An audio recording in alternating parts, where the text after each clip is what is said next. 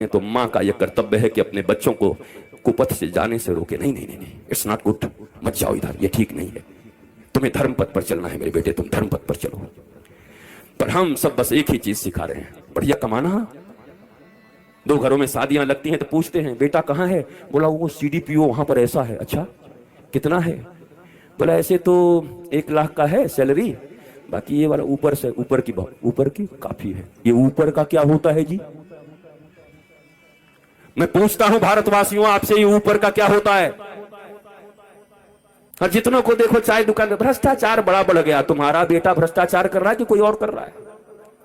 तुम्हारे बेटे बड़े बाबू बन जाएं तो भ्रष्टाचार कर रहे हैं कि कोई और कर रहा है? भ्रष्टाचार तो भारतवासियों के रगों में घुस गया है, क्योंकि माता पिता ने भी मान्यता दे दी और धर्म के लोगों ने भी मान्यता दे दिया।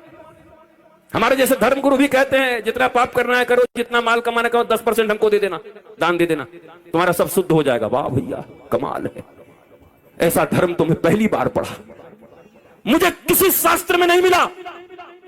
मैंने समस्त शास्त्रों के अध्ययन किए, पर कहीं ऐसा, अरे पुरुषार्थ करके ईमानदारी से धर्म युक्त कमाई का 10% अगर धर्म के लिए कर्म करते हो, खर्च करते हो, तो उसे शुभ माना गया है। लोगों का जेब काट करके बेचारे पानी तो बिस्लेरी का पीते हैं, पानी तो फिल्टर का पीते हैं, पर गरीबों का खून ऐसे ही पी जाते हैं, उसमें फिल्टर करने की जरूरत नहीं पड़ती। ये कैसा धर्म है? ये कौन सा धर्म है? इसलिए तुम्हारे धर्म को पाखंड कहा जा रहा है आज, इसलिए तुम्हारे ऊपर लोग उंगलियां उठा रहे हैं और तुम कुतर्क करके जीतना चाहते हो। कैसे जीतोगे?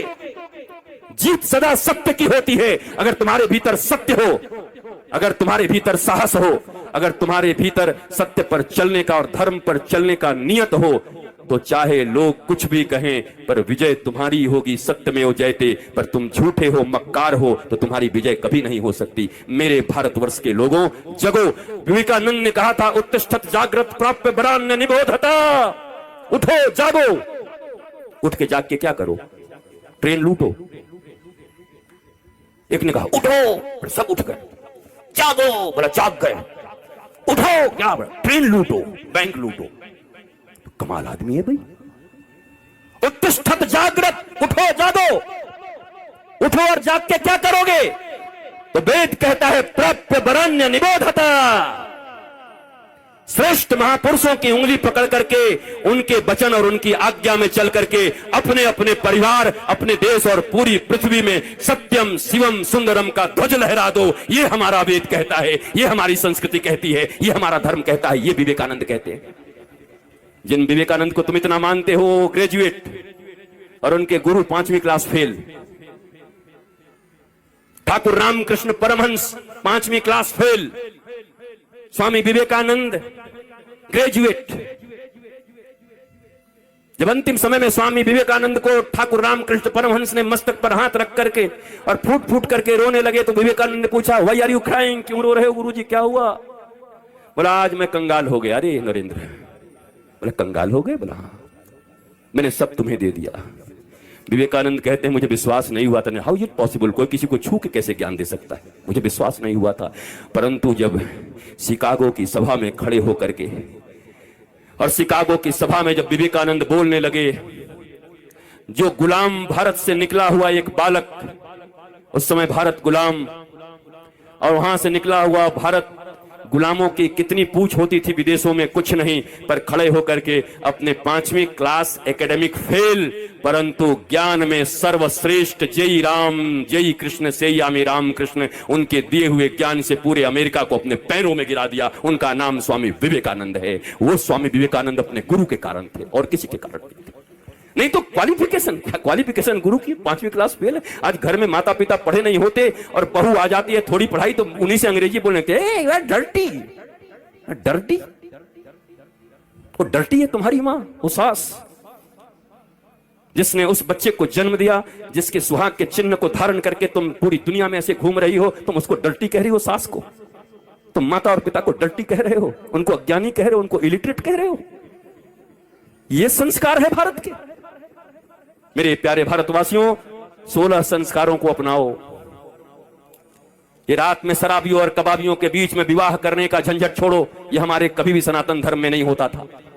ये शराबियों और कबाबियों के बीच बैठ करके विवाह कर रहे हो, दूल्हे के मुंह में आकर के कोई बोतल घिसा दे रहा है, घट घट घट पी करके बैठ के विवाह कर रहा है। शुरुआत दिया गया, उसको कहा कि हवन करो, हवन करते करते खुद ही गिर पड़ा हवन में महाराज एक दूल्हा।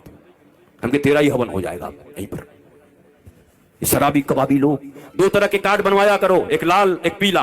पीला कार्ड उनको दो जो सात्विक लोग हैं, धर्मपरायण लोग हैं, उनको कार्ड दो, बोला आपके आए बिना नहीं होगा। और लाल कार्ड वाले को कह दो कि तुम्हारी 5 किलो मिठाई और 5,000 रुपए का गड्डी तुम्हारे पास पहुंचेगा, खबरदार विवाह में तुम आना मत, एक नंबर के शराबी और कबाबी हो तुम, तुम्हारे आने की जरूरत नहीं है, तुम बिल्कुल मत आना। वो देवताओं का एक संस्कार है, देवता अपनी आहुति लेने आते हैं। दो लोगों का मिलन हो रहा है, जहां एक को नारायण कहा जा रहा है, एक को लक्ष्मी कहा जा रहा है, वर और कन्या को। वहां पर शराबियों का, कबाबियों का, मर्यादाहीन लोगों का क्या काम है? एक ऐसे पूजा और मंदिर में और संस्कार में यज्ञ के ऐसे मर्यादाहीन लोगों का क्या काम है? रातों में विवाह होता नहीं था भारत में। मुगलों के आक्रमण के कारण चुपचाप दिन में ही किसी मंदिर में बिना किसी को बताए शादी करके, रात में शादी करके लोगों को भेज देते थे, और वही प्रक्रिया फिर बाद में चालू रही। सप्तपदी की बात कल कोई कर रहा था, 7 फेरे कभी होते ही नहीं, 4 फेरे होते हैं, 7 वचन लिए जाते हैं। भारत को हो क्या गया है? कहां कहां से ज्ञान आ रहा है तुम्हारे पास?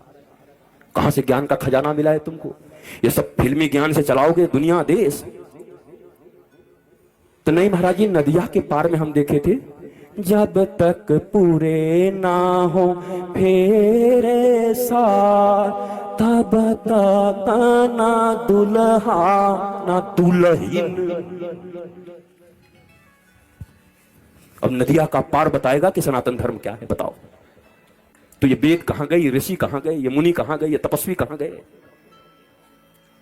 तुम्हारे आंखों में खराबी हो और सब्जी वाले से जाकर के इलाज करवाओगे, ईएनटी के पास जाओगे, हड्डी टूट गई है और कहां जाओगे? हम विमान में आ रहे थे, एक आदमी बोला कि गुरुजी हमको आपको हम पर विश्वास, बहुत विश्वास है, तुम पर बहुत विश्वास है, बहुत ज्यादा विश्वास, तुमसे अच्छा आदमी कोई नहीं है। तो क्या करूं, तुमसे विमान चलवा दूं, 500 लोग के साथ हम भी मर जाएं। विमान तो वही चलाएगा जो पायलट है ना, तुम अच्छे हो तो क्या विमान चलाओगे? पता ही नहीं। पैसे जिसके पास हो गए वही सबसे बड़ा हो गया। पैसा हो गया तो वही मुहूर्त बताएगा, पैसा हो गया तो वही जीजाजी तय करेंगे कि विवाह कब होगा। अरे जीजाजी को कोने में बिठाओ, वो क्या धर्मज्ञ हैं, वो शास्त्रज्ञ हैं, वो वेदज्ञ हैं, श्रुतज्ञ हैं, उन्होंने सनातन संस्कृति पढ़ी है। सनातन संस्कृति साइंटिफिक धर्म है, ज्ञान और विज्ञान में कोई अंतर नहीं है। इन्हीं अंग्रेजों ने और आक्रांतकारियों ने भारतीयों को बरगलाया कि धर्म अलग है और विज्ञान अलग है। मैं विज्ञान का छात्र हूं और धर्म परायण हूं, क्योंकि मैंने देखा कि हमारा सारा विज्ञान धर्म में सन्निहित है। हमारे धर्म में विज्ञान ही विज्ञान भरा पड़ा है, सारी साइंस भरी पड़ी है, रिचुअल्स। और हम तो एक पुस्तक भी लिख रहे हैं, ग्रंथ, साइंस बिहाइंड रिचुअल्स। विज्ञान हमारे रिचुअल्स के पीछे, पेड़ में पानी देने के पीछे क्यों, बरगद के वृक्ष की आखिर क्या कारण है कि माताएं पूजा करती हैं, क्यों इस पत्ते के ऊपर इस दिन खाया जाता है, ये उपवास क्यों होता है, ये सब विज्ञान से जुड़ा हुआ है। तुम कभी ये मत कहना कि अंधविश्वास है, सब में विज्ञान है, पर हम जानते नहीं। जानोगे तो खुश हो जाओगे, वाह हमारा इतना प्राचीन धर्म इतना विज्ञान से सम्मत था, विज्ञान से माना हुआ था। अरे आज अरबों अरब रुपए खर्च करके नासा ये बता रहा है कि सूर्य ग्रहण कब होगा और चंद्र ग्रहण कब होगा।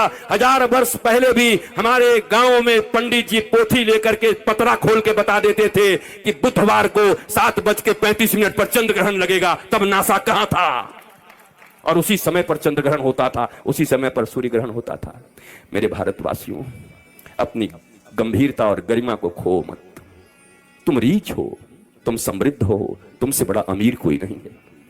तुम्हें ये बरगला दिया गया, तुम्हारे भीतर ये इंफीरियरिटी कॉम्प्लेक्स डाल दी गई, हीनता डाल दी गई। और याद रखना, जो लोग इंफीरियर हैं, जो लोग हीन हैं, उनको भगवान नहीं मिलते। भगवान का नाम है दीन बंधु दीनानाथ। हीन बंधु हीनानाथ नाम नहीं है उनका, सुना है? हीन बंधु हीनानाथ, दीन बंधु दीनानाथ। दीनता, सब कुछ हो पर दीनत्व हो, सब कुछ हो पर तुम्हारे भीतर सहनशीलता हो। तुम ज्ञानी हो फिर भी झुके हुए हो। फलों से लदा हुआ वृक्ष झुका हुआ है, तना हुआ नहीं है। अहंकारी खड़े होते हैं। इसलिए मैं आपको प्रणाम करके कहता हूं, इस बेरमो के इतिहास में मैं ये जरूर कह सकता हूं, तुम्हें विश्वास हो न हो, पर मेरा ऐसा मानना है, वो कभी कभी फिल्म का वो गाना है कि मैं पल दो पल का शायर हूं, पल दो पल मेरी कहानी है। मुझसे पहले कितने शायर आए और आकर चले गए, और क्या कुछ पल मेरी हस्ती है।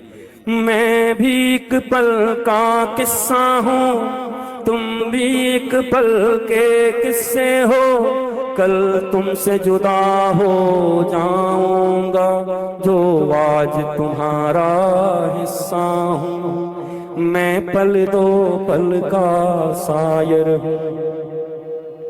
यहां कथा कही जाएगी, पहले भी कही गई है, बाद में भी कही जाएगी, पर मुझे विश्वास है बेरमो वासियों के हृदय में अगर कोई नई इबारत लिख के जा रहा है तो ये जटावाला बाबा ही लिख के जा रहा है। भारत को जगाने का सूत्र दे के जा रहा हूं, और कोई मोह नहीं, प्यार से भरा हुआ हूं, प्यार लुटाने आया हूं। आप ग्रहण करना, मेरी बातों को कठोर मत मानना, आप चिढ़ना मत मुझसे। मुझे तो ज्यादा फायदा तब होता जब मैं आपकी जय जयकार करता, आपकी बड़ाई करता और कहता कल सब आएंगे, सारे लोग 51-51 रुपया लेकर के 101 और नीला धागा और पीला धागा और जितना आपके पास दुख हो उतना धागा ले आएंगे, एक नारियल ले आएंगे और आधा किलो बतासा ले आएंगे और 1001 ले आएंगे, तो ज्यादा फायदा होता मुझे, शायद माला माल होके चला जाता। पर याद रखना वो माला माल नहीं है, माला माल तो वही हैं। वो बड़ा सुंदर, वो भी एक गाना मुझे याद है, जिस रस्ते से तू निकले वो फूलों से भर जाए, तेरे पैर की कोमल आहट सोते भाग्य जगाए। एक तू ही धनवान है गोरी, गोरी कौन है? हे कृष्ण करुणा सिंधु दीनबंधु जगतपते गोपीश गोपिका कांत राधा कांत नमस्तुते। तप्त कांचन गौरांगी श्री राधे वृंदावनेश्वरी वृषभान सुते, देवी प्रणमामि हरि प्रिये। तप्त कांचन गौरांगी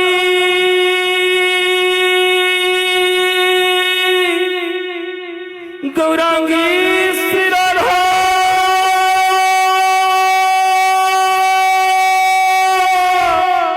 श्री राधा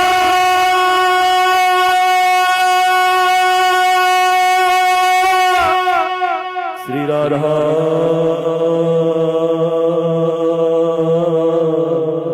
श्री राधा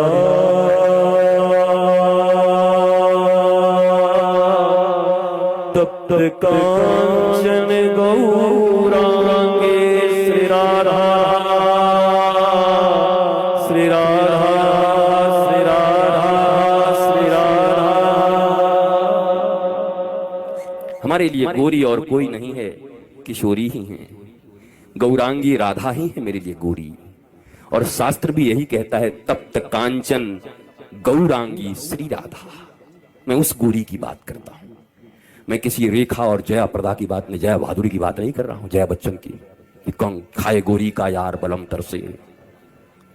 जब भी कोई गाना सुनो, को कल भी बताया था, आज फिर 3 दिन तक लगातार बता के जा रहा हूं, दृष्टि बदल जाएगी, सृष्टि बदल जाएगी। जब भी गाना सुनो तो गाना सुनते ही बस एक एक शब्द अपने राधा कृष्ण जानकी राम और माता पिता और गुरु के ऊपर जोड़ दिया करो, तो हर गाने भजन बन जाएंगे, हर गाना आरती बन जाएगी, हर गाना मंत्र और स्तुति बन जाएगी, स्तोत्र बन जाएंगे।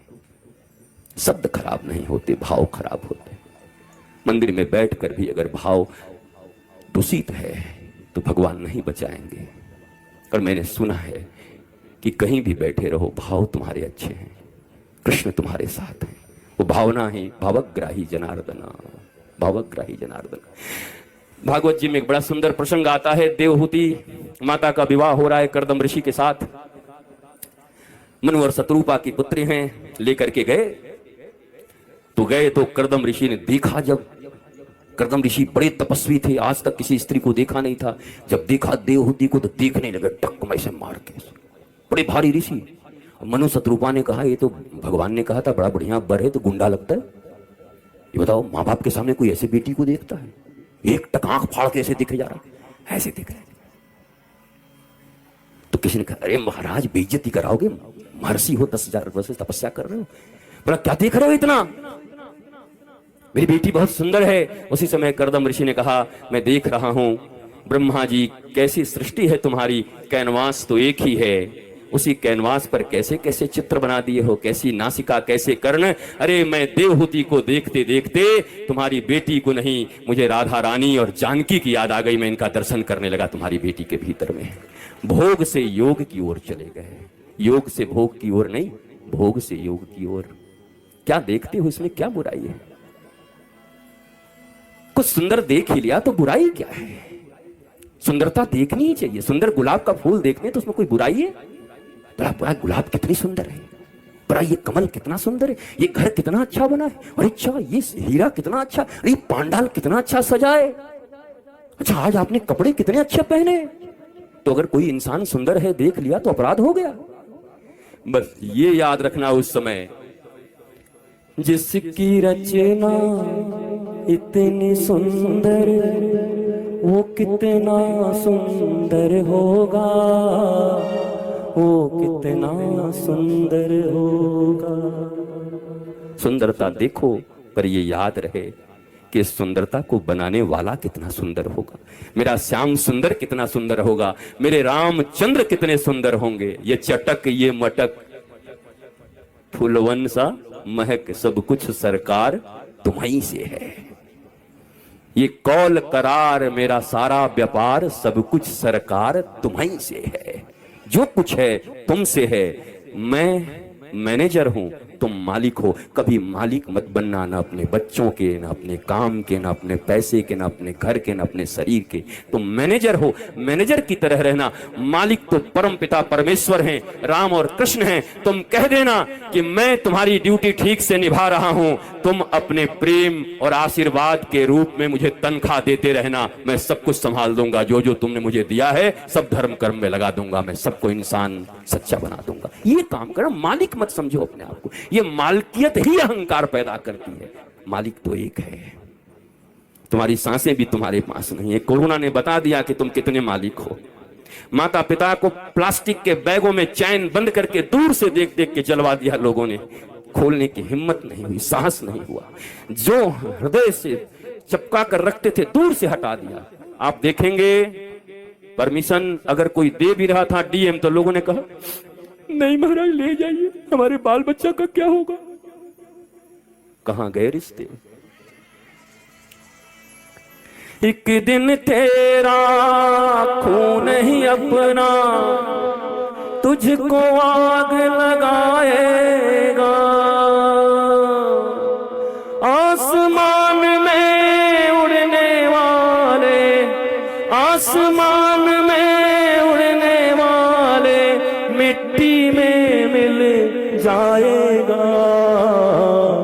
कसम वादे प्यार वफा सब बातें हैं, बातों का क्या नाते हैं, नातों का क्या। देहस्तिमान सुरुद्रेभिमतिं त्यजत्वं छाया सुतादिषु सदा ममतां विमुञ्च पश्यानिशं जगदजं क्षणभङ्गनिष्ठं वैराग्यरागरसको भवयुक्तिनिष्ठ धर्मं भजस्व सततं त्यज्य लोकधर्मान् जीवस्य साधु पुरुषान् जहि काम तृष्णाम् अन्यस्य दोष गुणचिन्तनमासु मुक्त्वा सेवा कथा रसमहो नितरां पिबत्वम्।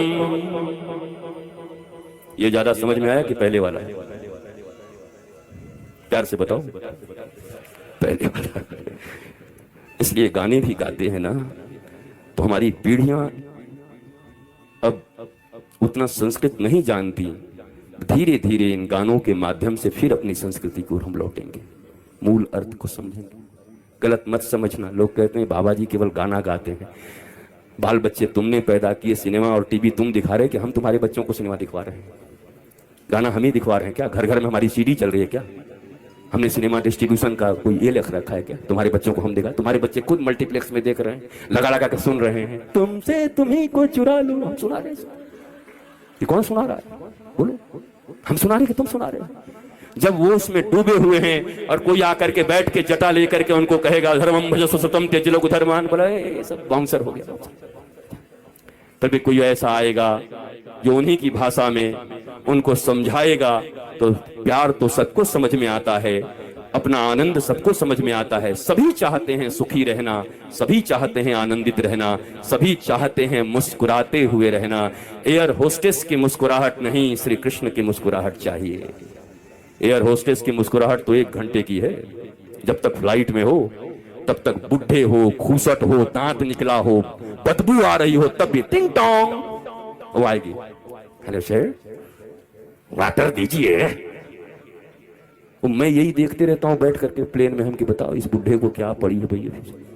5 बार पानी मंगवाएगा, घर में कभी पत्नी पानी नहीं देती उसको, 5 बार पानी, अब दांत ऐसे, वो भी बेचारी क्या करे, मुस्कुराना पड़ रहा है। मैं जब जाता हूं तो देखते के साथ एयर होस्टेस मुस्कुरा जाते हैं कि आ गया यही बाबा हम लोगों के विषय में बोलता है। वो आती है, फोटो भी लेती है। मैं एक फोटो हाँ ले लीजिए। पर मैं कहता हूं बेटी, मैं ना भगवान श्री कृष्ण के प्रवचन के लिए कहता हूं, मैं सोचता हूं कहीं धो धान है जैसे मिलकर कि बाबा हमेशा हम लोगों के विषय में बोला करता है। वो एयर होस्टेस मुस्कुराती हैं क्योंकि उन्हें मुस्कुराने के ही पैसे मिलते हैं। वो तुमसे खुश होकर नहीं मुस्कुराती, उनकी नौकरी है।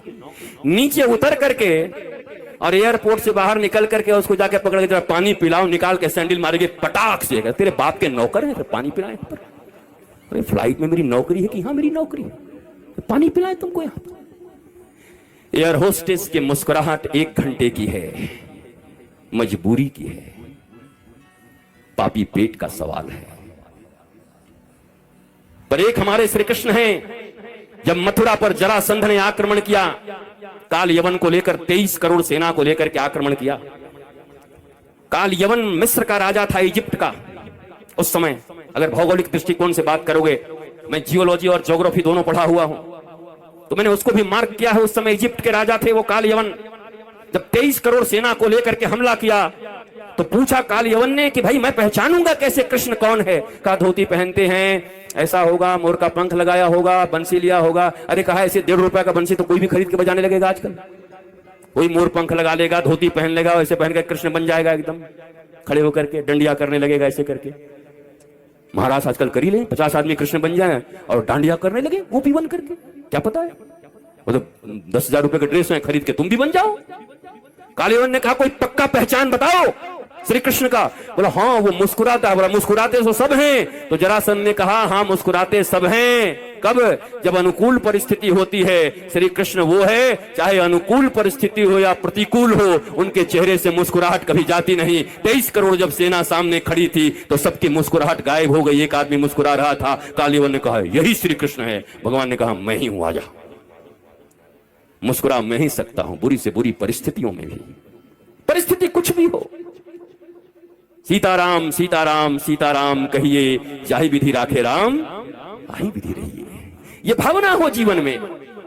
धन्यवाद निर्विवाद राम राम कहिए, जाहि विधि राखे राम वाही विधि रहिए। कभी घन घना, कभी मुट्ठी चना, कभी वो भी मना। फीकर सबको खा गई, फीकर सबकी पीर।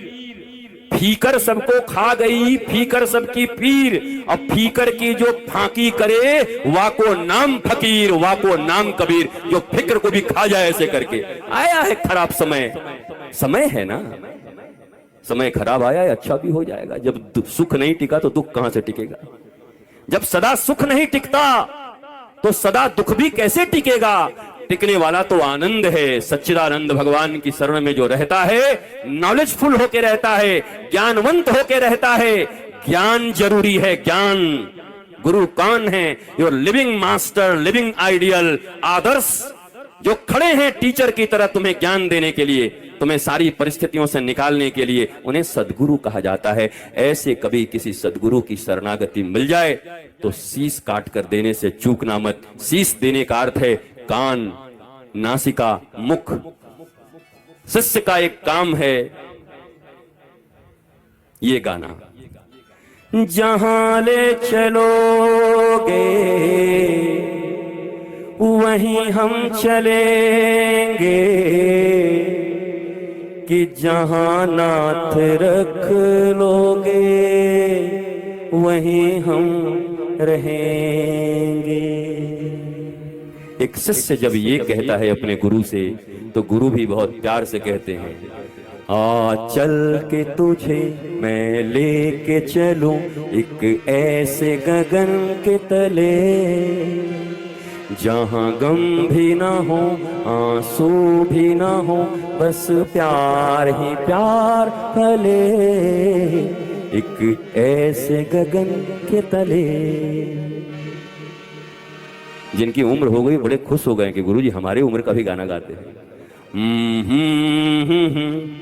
ला ला ला ला ला ला ला ला ला ला ला, ओ हो ओ हो ओ हो। मैं एक बार ऐसे गाया तो सोनू निगम से फोन पे बात कर रहे थे, बोला गुरुजी आप इतना अच्छा गाते हो, लगता है हमसे आगे निकल जाओगे। अरे यार हम बेसुरा आदमी हैं दुनिया में। वो मेरे बड़े प्यारे हैं, जितने प्यारे प्यारे सब तुम्हारे गायक गायिका लोग हैं, सभी लोगों से वार्ता होना मिलना जुलना लगा रहता है। मैं एक ही बात तुम्हें कहूँगा, लता मंगेशकर जी से पूछा गया कि दोबारा अगर आप जन्म लोगी तो किस चीज़ में जन्म लेना चाहोगी? दुनिया की सबसे बेहतरीन गायिका, उन्होंने कहा मैं लता मंगेशकर नहीं बनना चाहती। ध्यान से सुनना, सारी दुनिया सारा भारत जिनका दीवाना है वो कहती है मैं लता मंगेशकर फिर नहीं बनना चाहती। क्यों? बोला लता मंगेशकर होने का दर्द सिर्फ मैं जानती हूँ, मैंने बहुत दर्द झेले हैं। बाहर की दुनिया में जो लोग बहुत सुखी दिखाई देते हैं ना, उनके भीतर भी बहुत दर्द है, बहुत कठिनाइयाँ हैं। मैं छोटा था तो बड़े बड़े लोगों को देखकर सोचा करता था ये कितने बड़े सुखी लोग होंगे। जब बड़ा हुआ, गुरु की कृपा हुई और वो सब आसपास आकर बैठे, बड़ी बड़ी पर्सनालिटियाँ, तब मुझे लगा ये कितने दुखी लोग हैं, कहीं चैन नहीं है। मुकेश अंबानी और अनिल अंबानी की मां का नाम कोकिलाबेन है, अंबानी बंधनु। अब मैं कहने का हिम्मत कर सकता हूं, कोई कह भी नहीं सकता, और ऑन रिकॉर्ड कह रहा हूं। अपने गुरुजी के पास जाती हैं और फूट फूट कर रोती हैं। गुरुजी ने पूछा तुम्हें क्या दुख है, तुम क्यों रो रही हो? इतना धन इतना सम्मान। तो रोते हुए अपने गुरु को कहा गुरुदेव एक चीज आशीर्वाद दे दीजिए, मैं बहुत दुखी हूं। क्या? बोला मैं चाहती हूं मेरे 2 बेटे और 2 बहुएं हैं, बस वो साथ रह लें, ये सुख मुझे कब मिलेगा? तो उस दिन गुरु ने कहा मुझे पता चल गया, भले ही तन के कोई पहाड़ पर हो, पर आनंद और सुख उसको नसीब होगा ये जरूरी नहीं है। ये तो भगवान की कृपा और गुरु के दिए संस्कार से ही संभव है। अगर ये होगा तभी जाकर के घर परिवार समाज और देश में आनंद होगा, आह्लाद होगा, प्रेम होगा और शांति होगी। मेरे भाई बहन, मेरे माता पिता, कितना धनवान होना चाहते हो? कितना और धनवान बनोगे बताओ मुझे, कितना धनवान बनोगे? धन कमाने की इच्छा बुरी नहीं है, पुरुषार्थ करिए, पर आज संघर्ष है और कल आनंद होगा। ऐसे लोगों के जीवन में कभी आनंद नहीं होता। ध्यान से सुनो, पीछे बैठे हुए लोगों, चलते हुए लोगों, हंसते हुए लोगों, गाते हुए लोगों, और सामने जो खड़े हो इधर बाएं तरफ में, ओ छोड़ दीजिए उनको। ये भैया जो इधर लोग खड़े हैं, या तो बैठ जाओ लाला मेरे, और दांत ही निकालते रह जाओगे ऐसे देख करके, हा करते रह जाओगे। हम तो कल चले जाएंगे, दांत निकालते रहे जिंदगी भर। बैठो, सुनो, काम करेगा जिंदगी में, माता पिता को सुख देना। क्या बोल रहे थे यार, भूल ही गए डांटने में हम तो। कोई बताए वो? हाँ जी, नहीं अंबानी की तो हो गई, उसके आगे नाथानी की हो रही थी, बताओ फिर।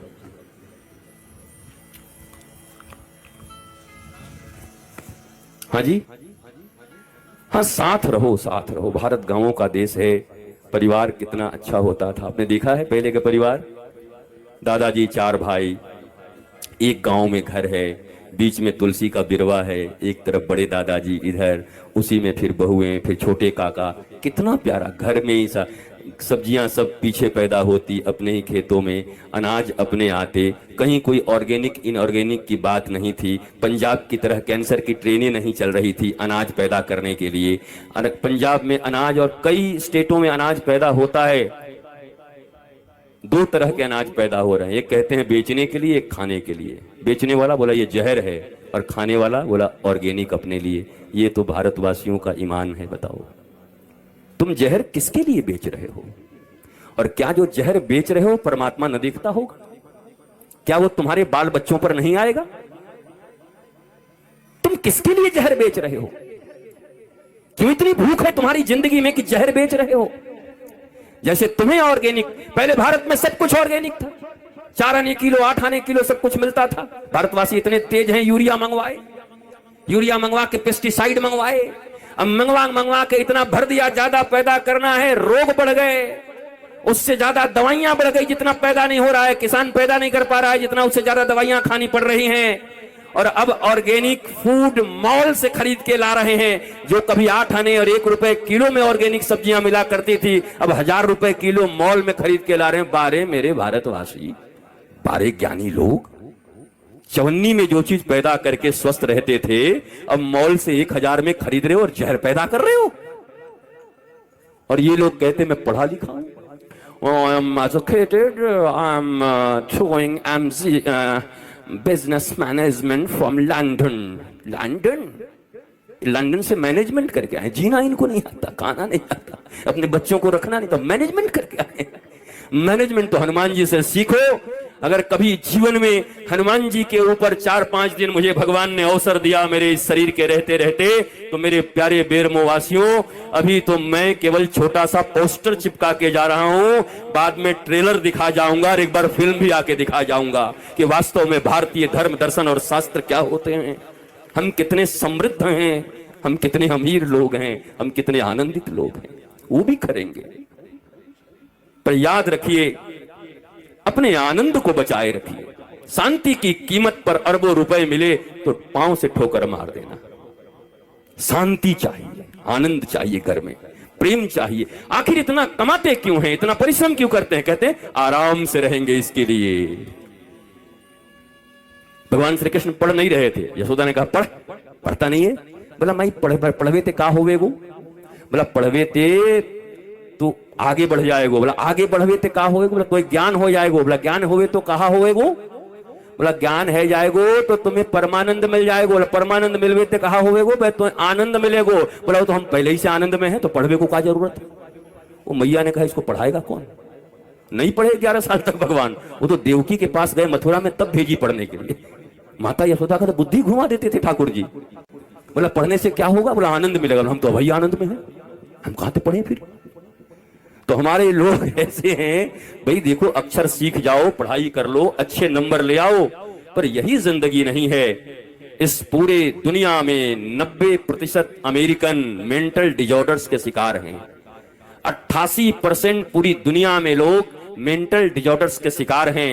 एंड 74% इंडियंस एंड भारतीय भी मेंटल डिसऑर्डर्स के शिकार हैं। 100 में से 74 का मामला साफ हो चुका है भारत में, 26 बचे हैं। और मैं बेरमो में वही 26 खोजने आया हूं। बाकी 74 के बारे में तो मुझे पता है कैसे तनाव है जिनकी जिंदगी में। ये मेरा नहीं है, आरटीआई डालो और निकालो। मैंने एक फिल्म बहुत पहले देखी थी मेरी मां के साथ, नया दौर, मेरी मां ने मुझे दिखाया था। उसमें दिलीप कुमार था। एक वक्त था जब यूसुफ खान को भी दिलीप कुमार बनना पड़ता था। वो भारत है ये, दिलीप कुमार के नाम से हिट हुए वो। नया दौर पिक्चर में वो टांगे चलाते हैं, फिर एक मोटर आता है। 1 घंटे की यात्रा को कहते हैं 5 घंटे की यात्रा को 1 घंटे में करा देंगे। प्रचार होता है, मोटर आ गया, यंत्र आ गया, अब आराम मिलेगा, अब समय बचेगा। धीरे धीरे धीरे धीरे धीरे यंत्र बढ़ते गए, यंत्र बढ़ते गए, यंत्र बढ़ते गए। 1-1 मिनट में बिजली के बटन दबाओ, रोटी बनाओ, कुकर से ये करो। अब तो खिलाने मुंह में ढकेल भी दे रहा है, ऐसा मशीन मिला है, बना करके ऐसे ढकेल दे रहा मुंह में। और दांत नहीं चल रहा तो अंदर मुंह चबा भी दे रहा है। ऐसे ऐसे मशीन बन गए, यंत्र पे यंत्र बन गए। पहले चक्की चलाने होते थे हमारी दादियों को, दादी लोग चक्की चला करके गेहूं से आटा निकाला करती। हमारा सुंदर चावल धान को कूट करके खुद ताजा ताजा निकालती और बनाती, पोहा बनाती, सारे चीज दिन भर अपने परिश्रम से करती। 90 साल तक मेरी दादी सुपारी काट के सुपारी को कट कट काट देती थी दांतों से। यहां तो 25-30 साल के बाद दांत, नकली दांत लग जा रहे हैं। हमारा एक आदमी था, महाराज रात में उसके साथ सोए थे स्टूडेंट लाइफ में। हमको क्या पता था, जवान लगता था, रात में दांत खोल दिया, अपना निकाल दिया।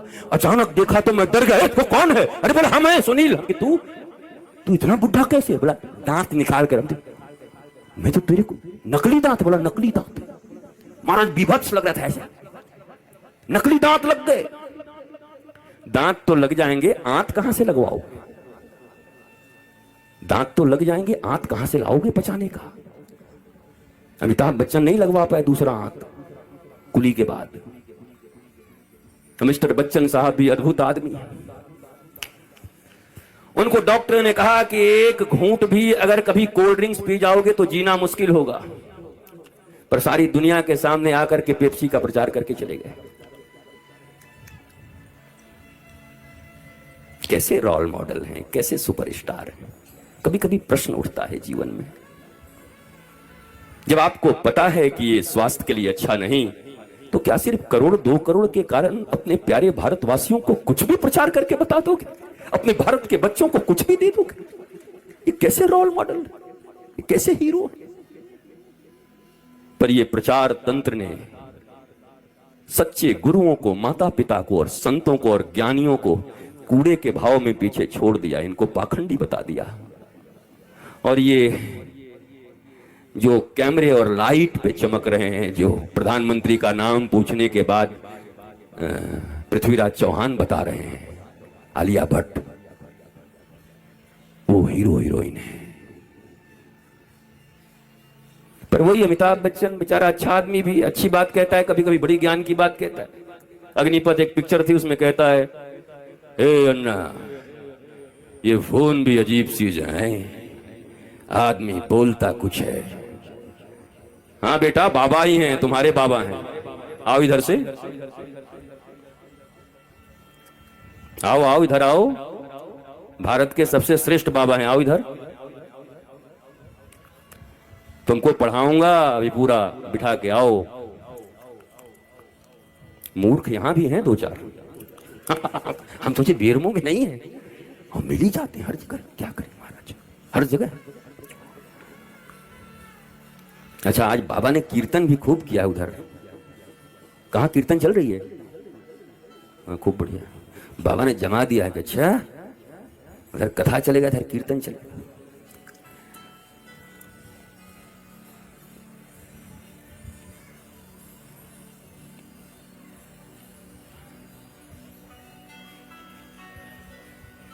हीरो नहीं, मत रोको। कल बता देना।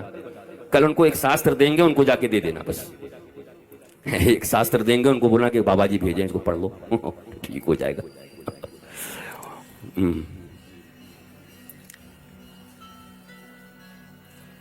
माता पिता को हीरो मानो, उनको अपना मानो। आज अच्छा नहीं लगता होगा, पर इतनी पक्की बात है कि बोरे में भरने से और सूटकेस में भरने से बच जाओगी मेरी बेटियों। अगर मम्मी पापा की हर बात मान के चलो, गुरु की बात मान के चलो, तो जीवन सुरक्षित रहेगा। उनसे अपना कौन होगा? आपको कभी कभी शंका हो जाता है कि मेरी मां मुझे प्यार नहीं करती, पिता नहीं करते। मेरे प्यारे बच्चों, आपको मैं बड़े प्यार से कहता हूं और पूर्ण विश्वास से कहता हूं, और इतने 51 साल के अनुभव और इतने शास्त्र पढ़ने और सारी दुनिया देखने के बाद बोलता हूं, और फिर गौरव से कहता हूं, दुनिया के सबसे बेस्ट फ्रेंड माता और पिता हैं। मम्मी पापा से बढ़िया मित्र कोई हो ही नहीं सकता। उनसे सब शेयर किया करो, सब और आप सब भी दिन रात डांटा मत करो। हड़काओगे तो फिर वो बोलेंगे नहीं। मित्र बन के रहा करो बच्चों के। उनको कह दो तो फेल भी हो जाए तो दौड़ के आना, तेरी माँ का आंचल तेरे लिए सदा इंतजार करता रहता, फिर अगली बार पास कर जाएंगे, चिंता मत कर, आजा। डराओ मत बच्चों को, बच्चों को अपना बनाओ। जब आप दोनों में एकता होगी, आप दोनों में अपनत्व होगा, तो बाहरियों की जरूरत नहीं पड़ेगी। और याद रखना, मंथरा को पहचानने का सबसे अच्छा उपाय है, जब तुम्हारे और तुम्हारे परिवार के विषय में कोई बाहरी व्यक्ति तुमको समझाने लगे तो समझ लेना कि राम के घर में मंथरा का अवतार हो चुका है और अब इस घर में भी आग लगने वाला है। बिल्कुल मत सुनना। तुम और तुम्हारे घर में तुम्हारे परिवार काफी हैं अपनी समस्याओं को सुलझाने के लिए, पर कोई आकर उनसे भी अपना बनने लगे तो समझ लेना मामला खराब हो रहा है। अब मंथरा प्रवेश कर गई है। अब कैकेयी को मिलाकर तुम्हारे घर में राम को भी तबाह कर दिया जाएगा, दशरथ को भी तबाह कर दिया जाएगा, भरत जैसे संत को भी तकलीफ हो जाएगी। और मिला क्या बताओ, उस कैकेयी को मिला भी क्या बेचारी को? अपना बेटा ही मां कहने को राजी नहीं है। जिस बेटे के लिए की वो बेटा ही मां नहीं कहता। इसलिए मेरी मां, मेरे भाई बहन, आप सब भी अपने बच्चों का पालन ऐसे ही करो। रामचरितमानस का बस इतना ही अर्थ है। कथा मैं कह सकता हूं, सीरियल वाइज कह सकता हूं, एक एक सूत्र से। मैं कंब रामायण से कह दूं, रामचरितमानस से कह दूं, वाल्मीकि रामायण से कह दूं। वाल्मीकि रामायण मैंने कभी कहा है, कभी सुनना अगर तुम्हें उपलब्ध हो जाए, संपूर्ण वाल्मीकि रामायण सुनकर आश्चर्यचकित हो जाओगे।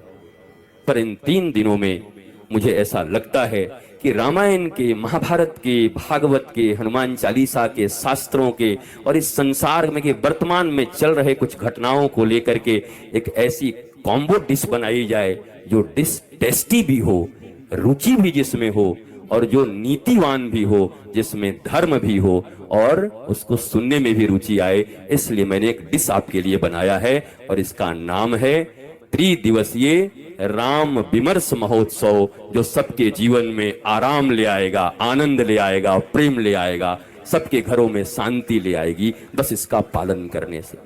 मस्त रहिए, स्वस्थ रहिए, आनंदित रहिए।